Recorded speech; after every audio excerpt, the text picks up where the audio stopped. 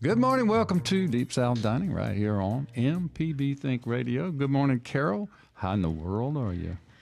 I'm great, Mal. How are you? Good. It's a beautiful morning. It is. And you've been globe-trotting. I have indeed been globe-trotting. I missed you last week. I am so pleased that Joe Sherman filled in for me. The Lebanese breeze. He is just always so wonderful to have in the studio. Yeah, we had a big time. Yeah, We missed I bet you, did. but we had a big time. Malcolm, I was over working in Vienna. That's Austria. Eating Vienna sausages. Not the Vienna sausages you were thinking about, but they have many, many sausages in Vienna. One would hope it would not be the one that comes to mind. Yeah, but I was over there with a group of Mississippians supporting our very own William Garfield Walker from Jackson, who is a symphony conductor. And he went all the way through Jackson Public Schools and is making a big name for himself in Europe as a conductor, and we went over for a big concert. So much fun was had, but I did miss you and Joe. I hope you ate some pastries. Lots of pastries, brought some back on the plane. I'm going to bring you a soccer torte from the Soccer Hotel. Oh, boy. The torte was made or created in 1836, and they had no flour, so it's very, very heavy. Goodness. Yeah, I look forward to it. It's very heavy. Anyway, what's up with you? Well, I brought you some nice thin slices of pastrami that was created by Derek Emerson. Not Eric, Derek Emerson. In his sort of build-up to his new barbecue joint in Sacred Mound. Sacred Mound Is Barbecue. it Mound or Grounds? Sacred Mound. Okay. There's an Indian mound across, right in the median of the highway across from him. So he smoked this pastrami, and I brought you a few slices there to whet your appetite for the upcoming What a gift. Derek Emerson signature barbecue joint, Texas-style barbecue joint, coming to Pocahontas, Mississippi. He said in about 3 weeks, so we'll see. Okay, well, we have lunch date. Indeed, to be we do. there. Yep. Now, we had Robert St. John on last week while you were gone, and he was basically talking about the two Ed's burger joints that he's opening here in the Metro Jackson area. One in Clinton, one on the reservoir where the dock was at Main Harbor, believe it or not. Ooh, okay. But he did not mention, and we did not talk about, the also upcoming opening of a Midtowner, one of his concept restaurants in Hattiesburg, a Midtowner opening in downtown Gulfport in the old drugstore. And I can't remember the name of the old drugstore, but you know it well. Yes, I do, and I'm sure somebody's going to call in and tell us about it. But somebody said that Robert is like the Johnny Appleseed of restaurants, that he's sprinkling restaurants all over Mississippi. And as we speak, he's in Sicily. He's in Sicily, so taking a group. Not so, Gulfport, not Hattiesburg. Robert keeps moving. Let it go, buddy. Let it go. Yeah. So what you been cooking? Well, I don't know so much about what I cooked. We had some great chicken kebabs last night, but I didn't cook them. My wife did, but they were really good. But I wanted to tell you this. Melissa Martin's new cookbook, Bio, is out. She is the Mosquito Supper Club, James Beard Award-winning chef and cookbook author out of New Orleans. Her new book, Bio, is out. There are copies, signed copies at Lemuria, so rush out and get it. That's what I've been wanted to remind you of. Because while you were gone, it was released. I saw on Facebook, that you purchased that, and her Mosquito Supper Club cookbook was my very favorite cookbook until the Global Pantry came out. Yes. This guy.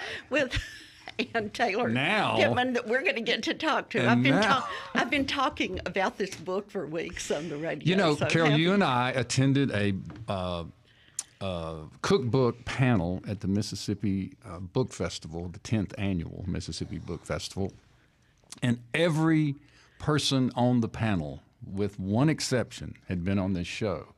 And we looked at each other and said, we got to fix this. And so you scurried up after the panel and invited our upcoming guest to be on the show. And you got the book right then and there. I did, and I just, hell, when either you or I get on a cookbook. We're on it. Yeah, we're on it, and we have so much fun with it. But, I've been cooking out of it. Have a couple of questions, when Ann gets on. But I'm trying to think what I've been cooking this. I did make. You made West Indies salad. We all know that because salad. we follow you on Cooking and Coping. Because, of course, my husband asked for West Indies salad. We never know what it's going to be. But, it's always delicious. And it was amazing how people wrote in after I posted it with not a very great picture. And said, I've been craving it. It is something that you crave and think about every now and then. And, I went and looked up just to have something to chit-chat about. Somebody had asked what recipe I use, and I used the original Bailey's recipe from Bailey's restaurant in Mobile, Alabama, which sadly closed in 2022 after pretty darn good run. I think it started in 1947. Well, is that the home of the West Indies, or do we know? It is. It is the home of the West Indies, and Ann Taylor may have some opinions. Yes, about that. but I went down a rabbit hole on the West Indies salad and actually got to a Southern Foodways interview with the son of the original owner, Bill Bailey, who took over the restaurant after his father passed away. And he said he never asked his father the story, but his mother told him the story. And the original Mr. Bailey, Bill Bailey, was a merchant seaman. And he was on a ship in the Caribbean and got lobster. And so he made this salad. He loved things with vinegar and salt and pepper. The son said he loved cucumber with vinegar and oil and salt and pepper. So he did this with lobster, and when he came back to his restaurant, because, hey, it's Mobile, he did it with crab meat, and the rest is history. It's history.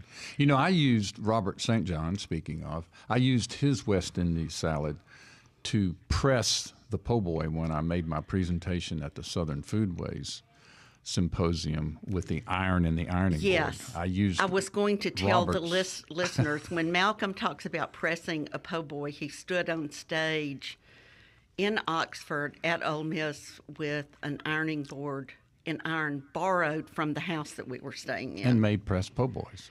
Yeah, and I forgot about that West Indies. But I used Robert's West Indies. Do you remember what's different from his? And the original is pretty much just onion, crab meat, and then oil, vinegar, salt, and pepper. Yeah, Cider I think vinegar. that's right. I don't remember. I've made it, but I don't remember the recipe. Well, here's an interesting fact. Most of the times you see it, it's served on a bed of lettuce. Right. The original was just served in a little food service bowl. Those little green plastic bowls like we had in cafeterias. A monkey dish, we used to call it. A monkey dish? In the biz, yeah. Okay, well, that's the way it was served. And this restaurant was so popular. It started as a one-room restaurant, and then it grew into a dining room that seated 210 people, 17 waiters, 17 kitchen staffs. And because people would have to wait to get their order taken, they would bring out crab claws and this West Indies salad in a little bowl to tide them over. Nice story. Thanks for sharing, Carol. Hey, there you go. Then you should be on the radio and talk about food. And then my mom, Dorothy Puckett, who was a wonderful entertainer, had served West Indies salad for guests. She had one of those big glass bowls that had a glass liner, and you put ice in the bottom. And she would serve it with, Waverly wafers and a cold bowl of lump crab meat. And guests, while they were having their cocktails, would have a little West Indies salad on a cracker. Very nice. Is that more than you ever wanted to know about West Indies salad? I always want to know more. Always more, never less. I think Ann Taylor Pittman is probably going to have a comment on that, too. Yeah, well, we're going to take a break, and we're going to welcome her. But before we break, I wanted to inform our listeners that we'll have Lee Bailey on October 21st to talk about the Salad Days expansion, and they're having a grand opening. I believe it's tomorrow. It is. It's tomorrow at 2 o'clock, and Salad Days is a business that we are so proud of. It's in Flora, Mississippi. Our good buddy Lee Bailey and her husband Jamie Redmond have it, and they produce hydroponic lettuces in an amazing facility, and they are going all out with the new building. And they've expanded into an enormous operation in Flora where they have been in the industrial complex. So if you want to ride out there tomorrow, I believe it's at 2 o'clock. Do I have that right? And it's just great to see that the business has grown so much. They have waiting lists for restaurants that want their product. So that's October 21 with Lee Bailey, and also on October 14th, Martha Allen with Extra Table will come on and tell us about an event, the Bourbon Festival. And before we break, we have a caller. Jim from Jackson is on the line. Hey, Jim, what's up? It's the restaurant that Robert St. John is opening in Gulfport is at the old Triplet Day drugstore building. There you go. Triplet Day drugstore. Wow. Triplet Day. It's on the corner of 14th Street and 25th Avenue. It used to have a soda counter, and they had a... They certainly did. I used to go there as a kid. I mean, we go down to Gulfport and go into Triplet Day. And as we did from Pass Christian. Have a burger. Well, Jim, thanks a lot. We just knew somebody was going to call and tell us. We were struggling with this right before we went on the air, and we felt confident we were going to be enlightened. I've got one other quick comment about Bailey's. I grew up in Gulfport, and we always had relatives in Mobile. We would frequently go visit them and then go to the beach on Dolphin Island. And as a consequence, we would always have to drive past Bailey's on Dolphin Island Parkway, but we could never get by there without stopping for West Indies salad. There you go, Carol. I know. I'm so glad that somebody else has affirmed my West Indies salad this weekend. Well, Jim, thank you so much for listening. Thanks for calling. It takes a village, and we appreciate you being there. We're going to take a short break, as previously mentioned. When we come back, we're going to welcome Ann Taylor Pittman to the show. She's got a new cookbook called the Global Pantry Cookbook, and we are extraordinarily fired up about this cookbook, and we cannot wait to talk to Ann Taylor Pittman. Right after a short break, Deep South Dining will return.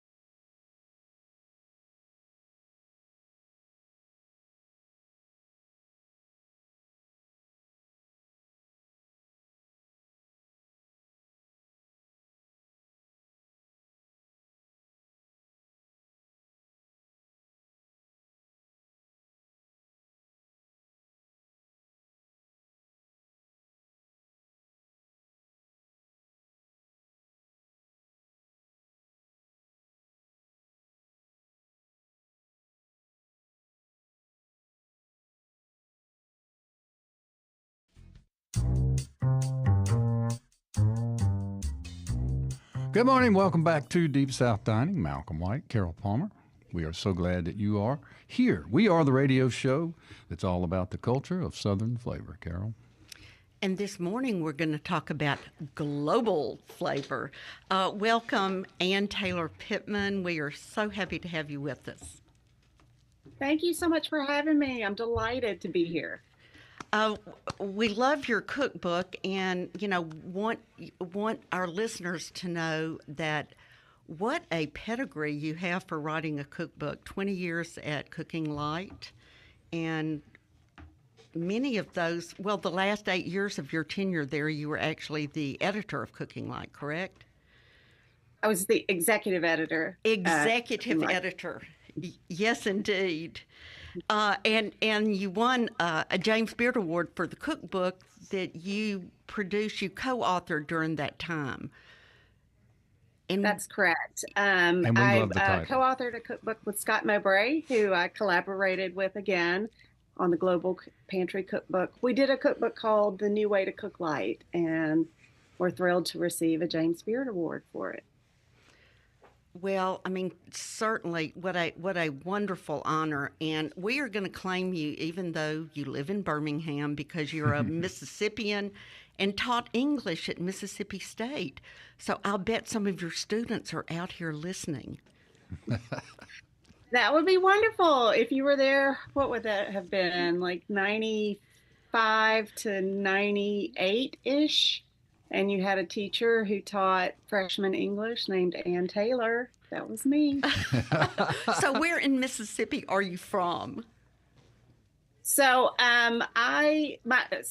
we kind of moved around a little bit. My dad worked for Bell South at the time and was transferred on a semi-regular basis. So I lived in Grenada, Greenwood, Greenville, and Tupelo.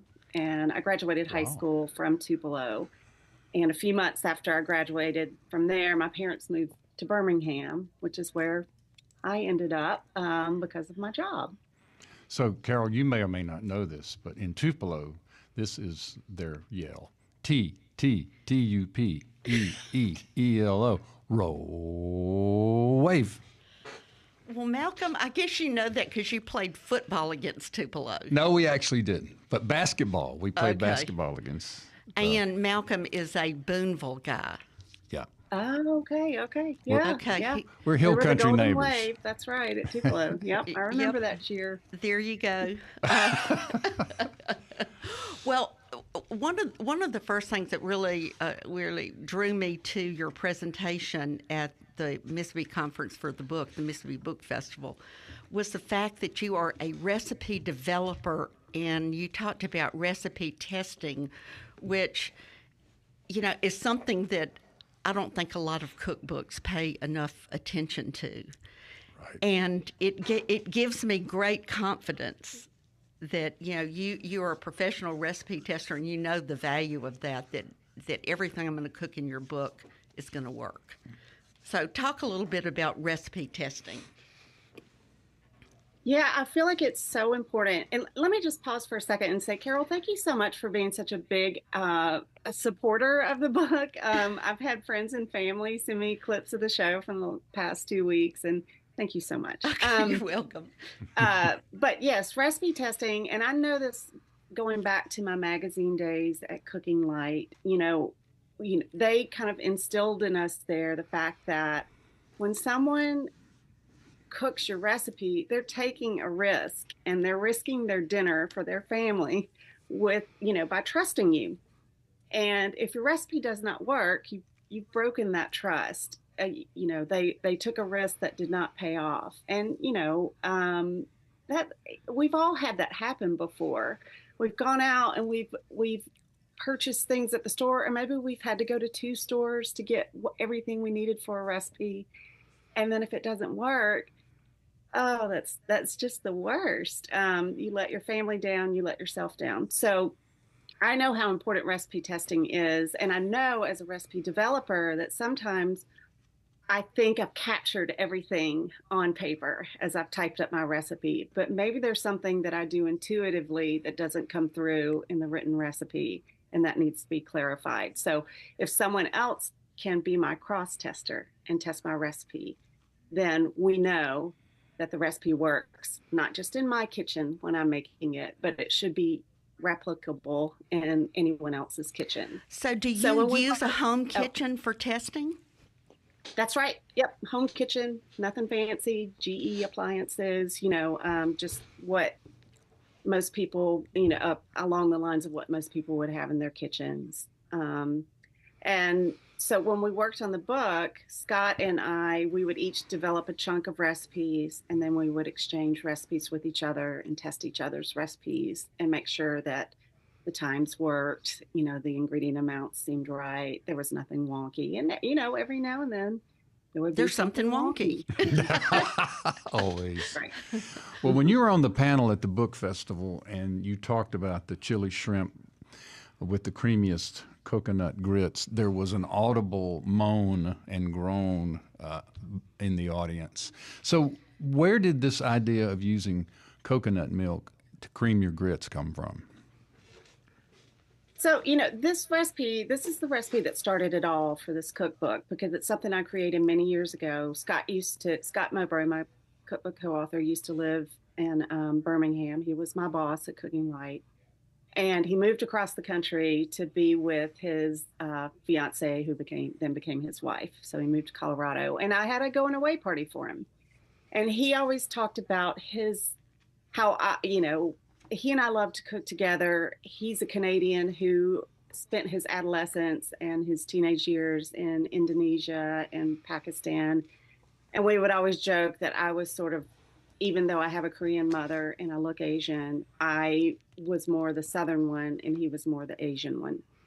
And so we always talked about how we love to blend, Asian and Southern foods and ingredients.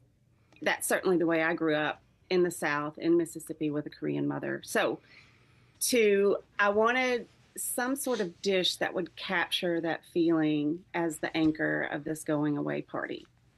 So I thought about shrimp and grits. I thought about how much I love coconut milk, and how, especially, in the Thai soups that use coconut milk and lemongrass, how lovely that flavor combination is, how creamy and rich the mouthfeel is. And so I just thought, why not cook some stone-ground grits in coconut milk with smashed lemongrass and do sort of a Singapore chili shrimp mixture on top. And it went over very well. People at the going away party really loved it. And that night, Scott and I said, we should do a cookbook. And the rest is history.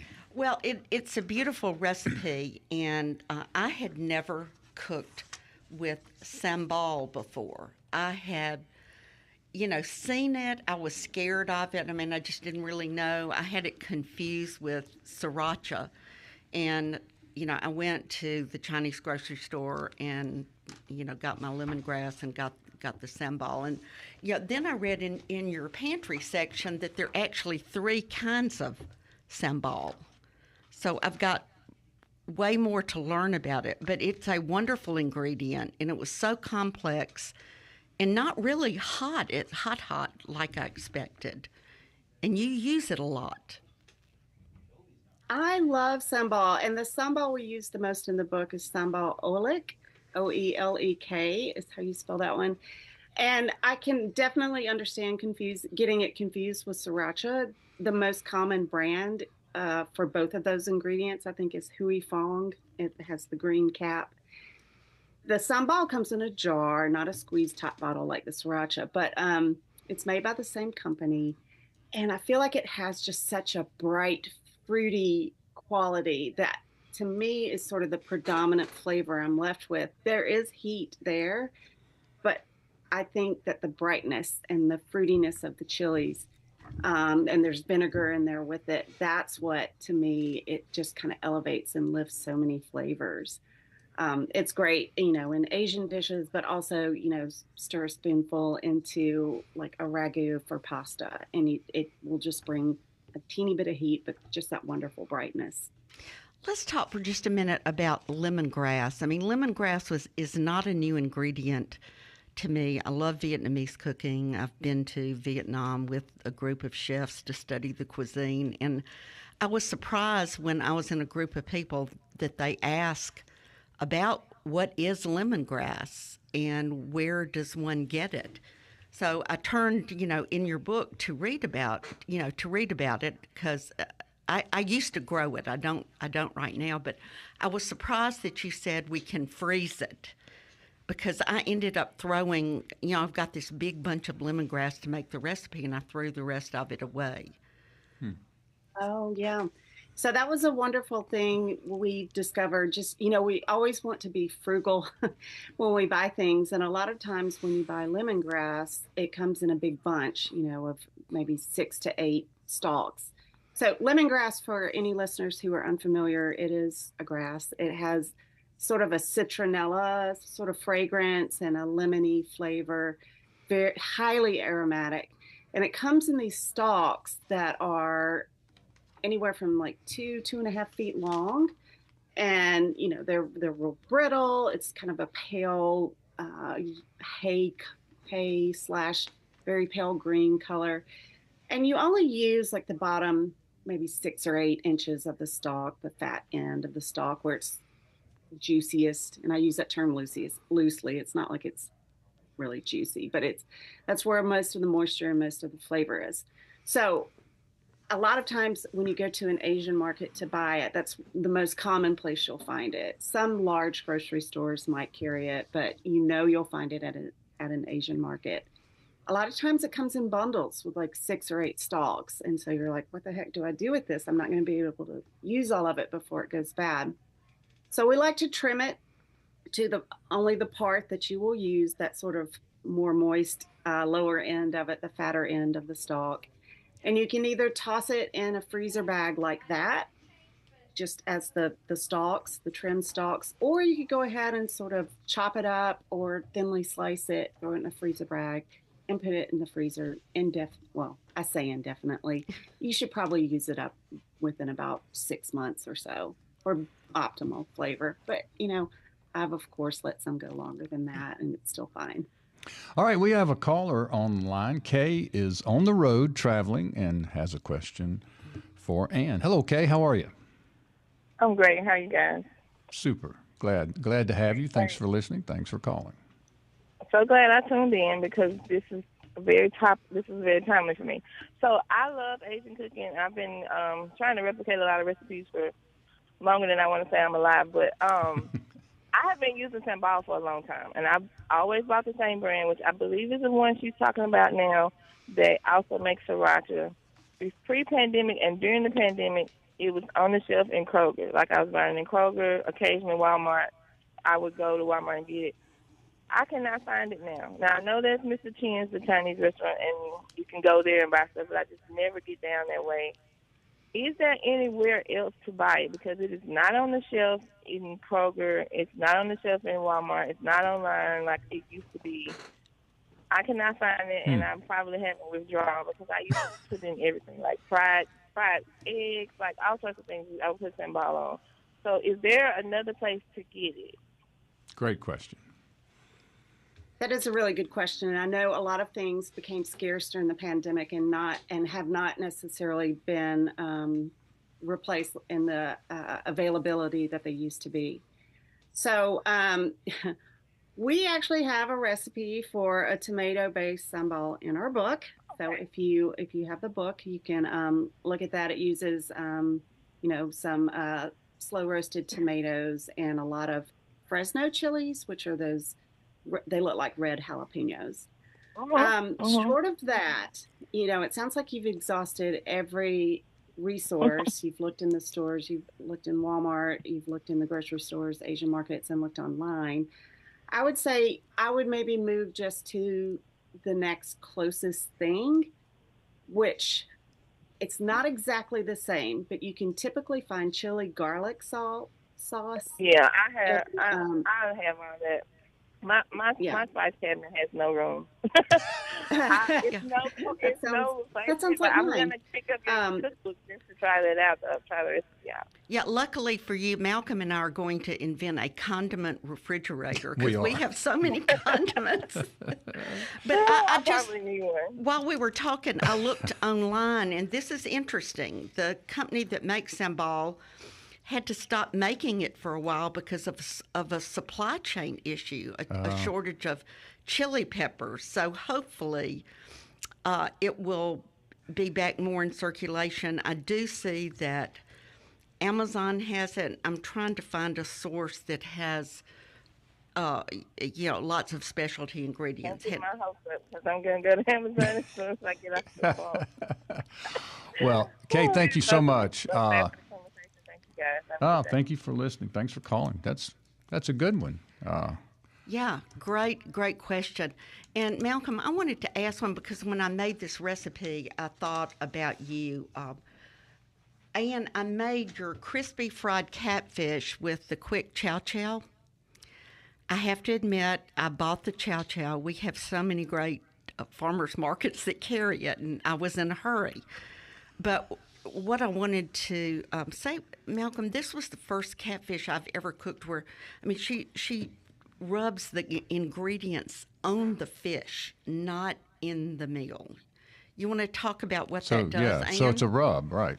Yeah, it's great. Right. So I season the catfish with the spices and the salt and pepper directly on the fish because, and this comes back to my cooking light days, there we were very careful about the amount of different ingredients that we used because we had to account for all of it in the nutrition analysis that we ran. So we always said, don't waste a single grain of salt. That was just kind of what we always said. So when you put your seasoning in your cornmeal or your, whatever you're going to dredge your fish in, you always have some excess. Maybe half of the cornmeal is left over. And so half of your seasoning, if it's in that mixture, gets tossed out. Instead, I feel like I have much more control if I season the fish directly with my salt, my pepper, my spices, and then dredge it in the cornmeal after that so that the fish itself is seasoned perfectly. Well, I didn't tell, of course, I didn't tell my husband anything I was doing except for I was cooking catfish, and this recipe has turmeric and garlic powder in it, and he said, this is the best catfish I've ever, and he's This is a man who loves has fried food. eaten a lot of catfish. He's eaten a lot of catfish, but he said he was commenting on the flavor, and I thought that was so interesting that he immediately picked up on the fact that he tasted so much flavor in it. Oh, I cannot tell you how happy that makes me. Tell him thank you, and I'm so glad he liked it. For Mississippi people do love our catfish, and yes. We are glad that you are promoting farm fresh American catfish. Somewhere in this book I read, you referred to some Moroccan lemons or Moroccan spice lemons or something. Then I went back to try to find it, and I couldn't figure out where I saw it. Can you talk a little bit about that? Yes. So Moroccan preserved lemons.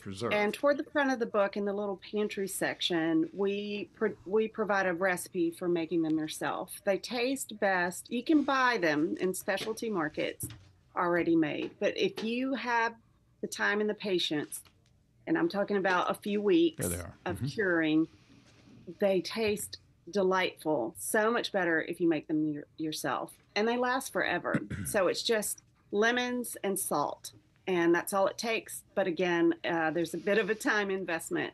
The salt is going to cure the lemons, break down the skin so that they become kind of silky and really soft. And when you use them in recipes, you can use the skin as well as the flesh. Great. And it's wonderful. I made one of the great cookbook recipe mistakes of all time and read a recipe really, really fast. And I was all teed up to make your recipe. It's called Revisiting One of the Great Chicken Recipes of All Times. And it's yours and Scott's take on chicken marbella, which is the very famous silver palate recipe, and got down to the preserved lemons. tried to find preserved lemons. Then I went back to the book and saw that it's going to take me 30 days to make Run completely out of time. make the preserved lemons, but I'm gonna do it because you made quite a pitch for doing it yourself, and it's not hard. It's just time consuming. That's right. It's just, yeah, it takes a while for the salt to work its magic on the lemons, but I promise you, it's so worth it, and they will last years. They last forever, but it's just the most wonderfully evocative flavor. They're of course salty because they're salt cured, but they're sunny and bright. But the bitterness of the peel and the pith just somehow dissolves. It just kind of gets removed as the lemons cure. Well, this is great. Now I know what I'm giving Malcolm for Christmas. Thank you. Thank you. Thank you. And I also, I think it was in the forward where I read about using fish sauce to put on your ribs before you grill them. Did I get that right? Yes. I absolutely love to grill beef in particular. So we have a short rib, grilled boneless short rib recipe in the book. Steaks, any sort of beef, but also pork as well. I think if you brush them with a little bit of fish sauce before grilling, it just makes the beef taste beefier. It makes the pork taste porkier. It does not make it taste fishy. It just brings that sort of umami, savory depth that just makes the meat taste like itself times 5. Who knew that fish would make beef beefier and pork porkier?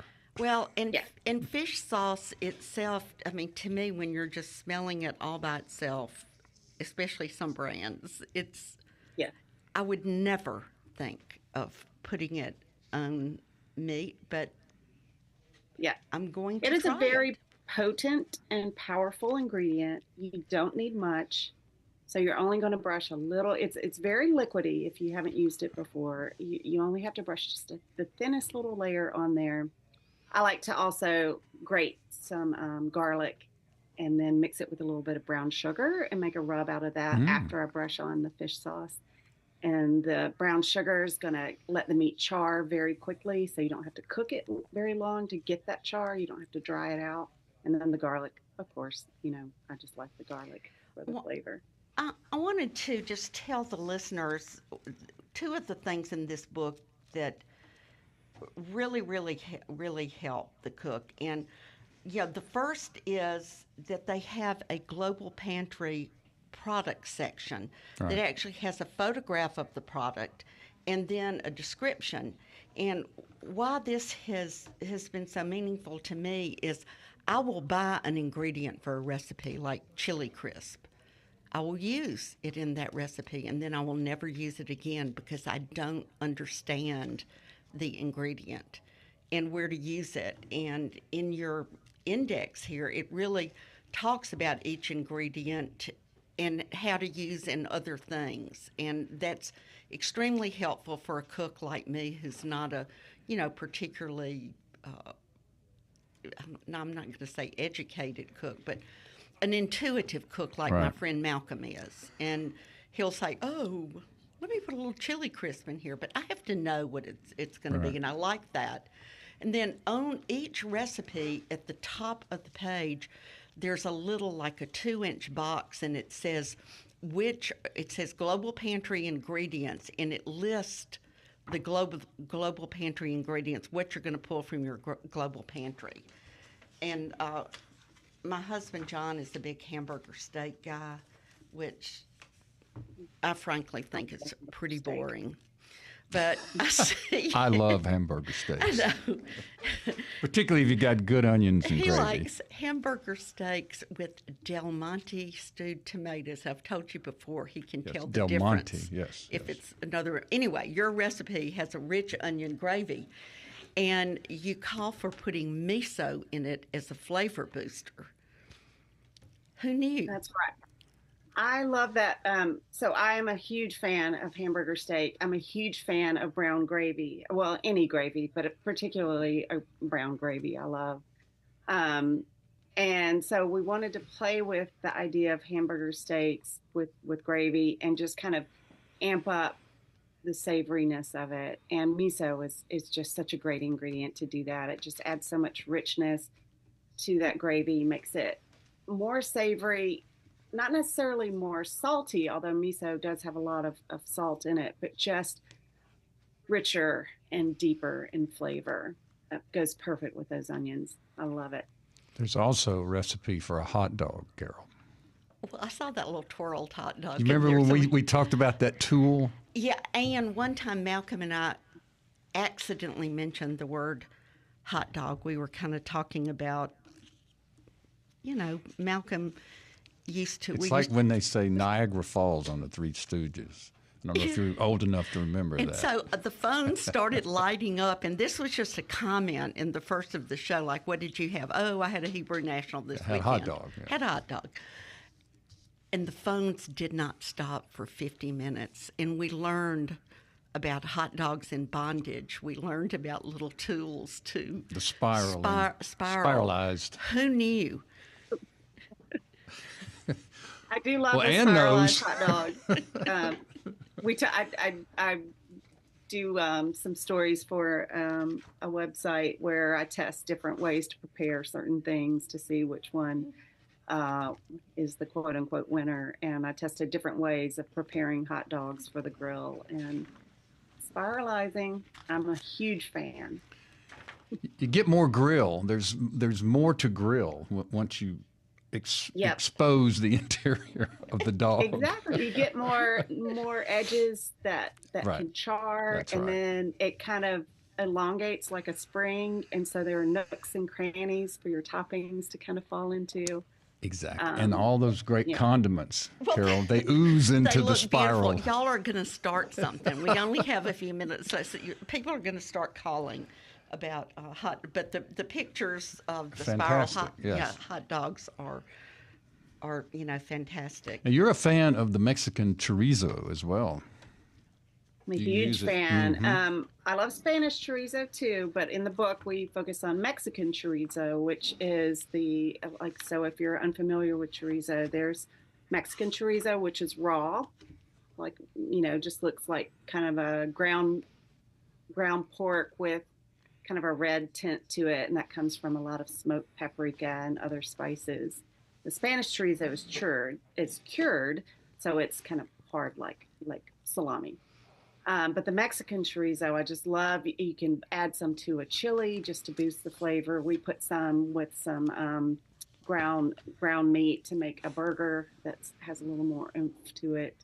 And we use it to make a relish to go on top of grilled chicken. Mm. And I explain in the book that my kids are not huge fans of chicken breasts, but when I topped it with a relish made from meat, they really liked it. They were good with it. And speaking of kids, you have twins, correct? Twin sons? I have twin boys. Yes, they just, they're freshmen at Auburn together. So I am a new empty nester. Hi. Well, now my brother, who was a soup specialist, one-pot guy, used to put Coca-Cola in his chili dishes. He thought it really put a oomph to chili, but I see that you do a chicken with Coca-Cola. Yeah. Oh, I love the idea of Coca-Cola in chili. It's really good. Try that. Give it a shot. We have a Coca-Cola chicken, which, we tried to do the research to figure out where this recipe comes from, and it seems to have Southern roots and Asian roots as well, but we could not nail down anything specifically. But you're kind of making sort of like a barbecue sauce by mixing equal parts of ketchup and Coca-Cola. And as the chicken cooks in this mixture, and there are spices in there too, like smoked paprika, as the chicken braises in this mixture, the Coke and ketchup mixture, it sort of thickens and becomes a little glossier and sticky, sweet, like a barbecue sauce. Mm. Wow. I had a guy I worked for in New Orleans, and he liked to make barbecue sauce, and he would use Coca-Cola, ketchup, and Worcestershire sauce, which I know you use a lot of. Yep. The old, I don't know how you pronounce it. I love hearing people pronounce Worcestershire or whatever in the world they might come up with. Worcestershire. I just sort of slur it, I guess. I say Worcestershire. Yeah, sure. Worcestershire, yeah, there you go. Just A Korean mom, and I know that the first recipe in the book is Ann's smoky pimento kimchi, which is a play on kimchi, and it looks delicious. Tell us about it. I love that recipe. That is my signature party dish, and it's my take on pimento cheese. Every good Southerner has their own spin on pimento cheese. And there are two things that make this pimento cheese a little different and a little special. And one is that I incorporate some finely chopped kimchi into the mixture. And if you're unfamiliar with kimchi, it's fermented cabbage. It's funky. It's a little sour if it's been fermented well. It has a little bit of spicy kick to it. You chop it up finely, and it doesn't come across as kimchi. It just comes across as flavor and some little crunchy, kind of pickly bits. Not hugely pickly, but just some different kind of, you can't quite put your finger on it, deliciousness. And the other thing that makes it special is that I smoke the pepper. I take a roasted bell pepper and I smoke it. And there are instructions on creating a very easy stovetop smoker using a disposable aluminum foil pan. And so Scott came here to promote the book to Birmingham. We set up in the farmer's market with some of this pimento cheese to hand out samples for people. And I cannot tell you how many people walked by and they were skeptical and they were like, no, no one else's pimento cheese is as good as mine or as my mother's or my grandmother's. And I am not exaggerating. So many people were like, okay, I give you your props. This pimento cheese is special. This is delicious. So I encourage you to try it. We had a listener a couple of weeks ago who had never made pimento cheese and was from out west, I believe, and wanted a sincere tutorial on how to begin the process of one making their own pimento cheese. I thought that was a really interesting. Yeah, that's cool. We only have a few minutes left, and Malcolm and I would love to know what your next project is and what you're working on. I don't have any big book projects coming up, but hopefully there'll be something in the works along those lines soon. I'll be sure to let you guys know if that does come about. I'm working on some fun projects for Food and Wine magazine, for Southern Living magazine. I do a lot for the Southern Living website. So, you'll find me around. And you're based in Birmingham, and people can find you where? So I have a website, AnnTaylorPittman.com. You can also find me on Instagram at Ann Taylor Pittman. Do you have a favorite ingredient or pantry item that we didn't touch on you'd like to share? Sort of one of those I do. You should pay attention to this. If you don't mind, I'm going to quickly mention too, I think a lot of the stuff we've talked about today is Asian. And I want people out there to know that we have lots of ingredients that are not Asian. So one of my favorite ingredients is anchovies, which I know can be polarizing. But if you use them in moderation and you blend them into a dish, whether it's a pasta dish, a stew, a beef dish, they just create so much depth and flavor and savoriness. That's wonderful. The other thing is oyster sauce. I have really gotten into oyster sauce. So, when you when you think about if you try to make Chinese noodles at home and they're just not quite what you want, it's probably because you need to add a little oyster sauce. It clings. It has that glossy, clingy quality, a tiny bit of sweetness and a whole lot of savoriness. You like sorghum too, speaking of American ingredients. I love sorghum. We often buy sorghum in, a can, like a paint can from a farmer's market, but there are national brands that you can buy. I just think it has so much wonderful flavor. It's a wonderful syrup that you can, we like to drizzle it over biscuits. Of course, you can have it on pancakes, but it has like this real tangy high note to it that's very different from, cane syrup or maple. It just has this wonderful tanginess to it. Well, being from Northeast Hills, or at least spending some of your life there, I'm sure you are familiar with the sorghum making Saturdays and the events around that. Yeah, I wish I had been able to participate in something like that, but I've never actually seen it firsthand. I Oh, hate okay. that, you know. They used to do it out on Highway 45 south of Booneville.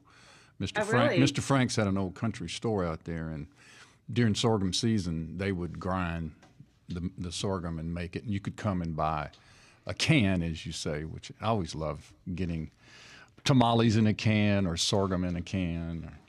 You know it was locally produced. Well, we are certainly thankful that you joined us this morning. We are huge fans of your cookbook and your work, and we're proud of you as a Mississippian residing in Birmingham and doing great work. And so thank you so much for coming on this morning and sharing. And we want to encourage everybody who's listening, who's interested in exploring the realms of food and flavor, to get a copy of the Global Pantry Cookbook. Ann Taylor Pittman, thank you so much. And hope you'll join us again. I would love to. Thank you so much. I really appreciate it. Yeah. Okay. Don't be a stranger. We'd love to have you I on. will not. And, Okay. you know, I'm always a Mississippi girl at heart. And you graduated from Tupelo High School. I did, about and then that? got a degree, 2 degrees from Mississippi State. So I'm Mississippi. We've got you. We got it. claimed her. I did a one semester at Mississippi State, but I think Malcolm went to 7 colleges. Is that a right? few. Yeah, a few. Anyway, thanks so much, Ann. Thank you.